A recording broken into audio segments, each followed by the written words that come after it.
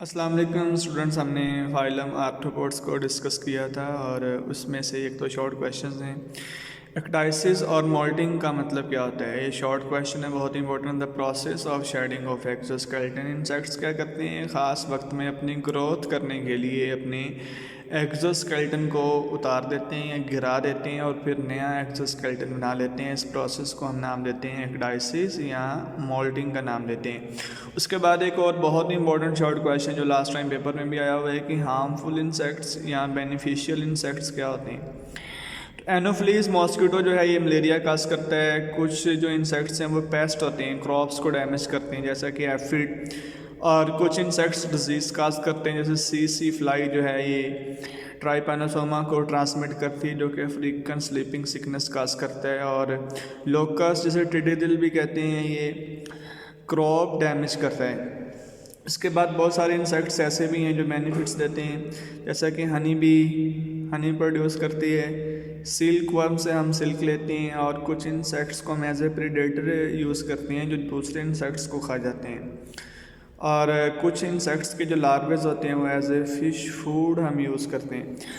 अच्छा, उसके बाद जो बच्चों नेक्स्ट फाइलम आ जाता है वो है फाइलम मोलस्का। फाइलम मोलस्का जो है ये सेकंड लार्जेस्ट फाइलम है।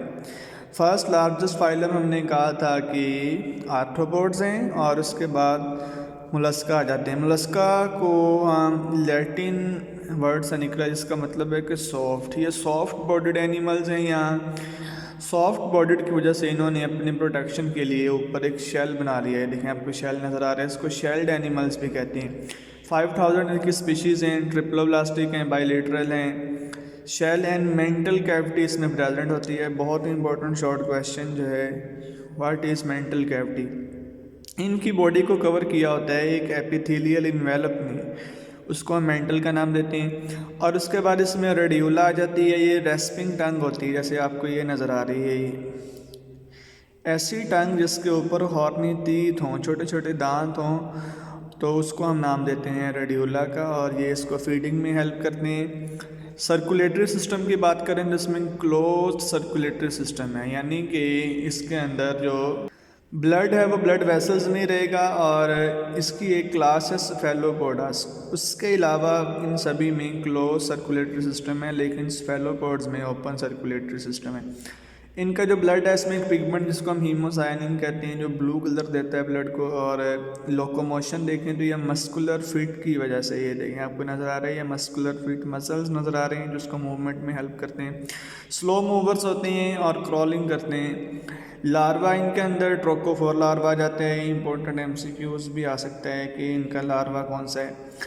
3 सब क्लासेस इनकी आ जाती हैं। गैस्ट्रोपोडा जिसमें स्नेल आ जाते हैं, बाइवेल्विया जिसमें म्यूजल्स आ जाते हैं, स्फेलोपोडा जिसमें ऑक्टोपस आ जाती है। इसमें भी एक शॉर्ट क्वेश्चन आता है कि हार्मफुल मोलस्क क्या आते हैं। कुछ मोलस्क क्या करते हैं, जैसे शिप वर्म है वो शिप को डैमेज कर देता है, कुछ गार्डन को डैमेज करते हैं जैसे कि स्नेल लीव्स के ऊपर फीड करते हैं। और कुछ मोलस्क ऐसे हैं कि जो शिप के वुडन पार्ट को डैमेज कर देते हैं। ऐसे कुछ बेनिफिशियल मोलस्क भी हैं जिसमें जो ऐसे फूड यूज़ होते हैं। पर्ल्स जिसे मोती कहते हैं वो बना के देते हैं। बटन इंडस्ट्री में, रोड मटेरियल में ये यूज़ होते हैं।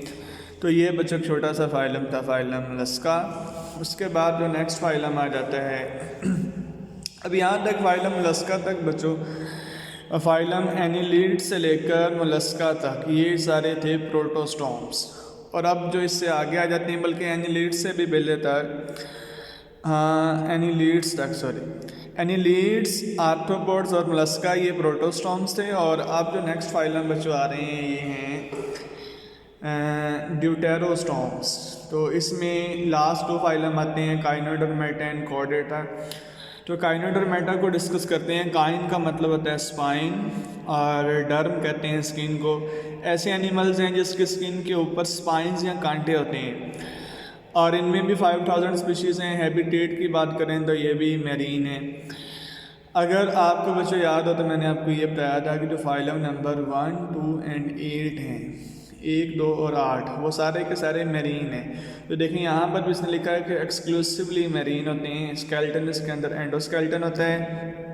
बॉडी की बात करें तो इसमें जो ओरल यानी कि माउथ होता है वो लोअर साइड पे होता है, यानी कि जो इसकी नीचे वाली साइड है, और जो एनस होती है वो एबोरल होती है अपर साइड, इसलिए मैंने यहाँ पर जस्ट एनस को मेंशन किया हुआ है। अच्छा, और इसके बाद ये इसकी शेप्स या इसकी जो एग्जांपल्स हैं ये एमसीक्यूज़ में आ सकती हैं कि ये डिफरेंट शेप्स में पाए जाते हैं। अगर तो बिल्कुल ये फ्लैट हो बिस्कुट लाइक तो इसको हम नाम देते हैं केक अर्चिन का, और अगर ये स्टार शेप में हो और शॉर्ट आर्म्स हो तो इसको हम स्टार फिश कहते हैं, जैसे आपको ऊपर नज़र आ रही है। अगर ये स्टार शेप में हो और लॉन्ग आर्म्स हो तो उसको ब्रिटल स्टार कहते हैं, जैसे आपको ये नज़र आ रही है। और ग्लोब्यूलर शेप में हो तो ग्लोब्यूलर शेप में इसको हम सी अर्चन कहते हैं, और इलोंगेटेड हो तो सी कुकम्बर का नाम देते हैं। अब इनके अंदर जो मोस्ट इंपॉर्टेंट शॉर्ट क्वेश्चन है वो हम देखते हैं। वाटर वेस्कुलर सिस्टम इनकी बॉडी में पाया जाता है, जो कि इनका एक ख़ास करैक्टर है।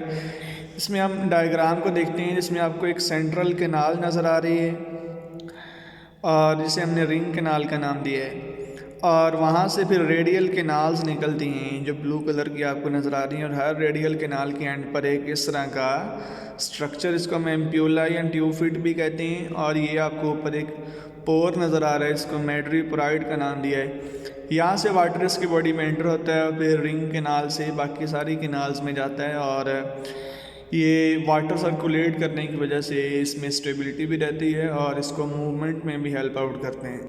अगर हम इसकी डिफाइन देखें तो क्या बनेगी, कॉम्प्लेक्स सिस्टम ऑफ ट्यूब्यूल्स और वाटर एंटर थ्रू द मैड्रीपोराइड। इस सिस्टम को हम एम्ब्यूलैक्रल सिस्टम भी कहते हैं। लोकोमोशन की बात करें तो ये ट्यूबफिट एक्चुअली हमें इस तरह की एम्प्यूला के स्ट्रक्चर नज़र आते हैं, और ये सबस्ट्रेट के साथ अटैच हो जाते हैं सक्शन पंप के ज़रिए, और जो इसको भी लोकोमोशन में हेल्प करते हैं। मोस्ट इंपॉर्टेंट शॉर्ट क्वेश्चन जो कि रिपीट भी होता है, रीजनरेशन। इस फाइलम के अंदर जो एक मेन करैक्टर है वो रीजनरेशन का है कि अपने लॉस्ट पार्ट को रिपेयर कर लेते हैं। और डेवलपमेंट की बात करें तो ये एमसीक्यूज़ है। इस तरह के लार्वे भी बस इसी फाइलम में पाए जाते हैं, बिपिनेरिया लार्वा और ब्रैक्यूलेरिया लार्वा। तो ये बच्चों जो आज हमने डिस्कस किया है ये है फाइलम मोलस्का और फाइलम एकाइनोडर्मेटा, और इसके साथ साथ हमने इंसेक्ट्स के एक दो करैक्टर्स पढ़े हैं। ओके बच्चों, अल्लाह हाफिज़।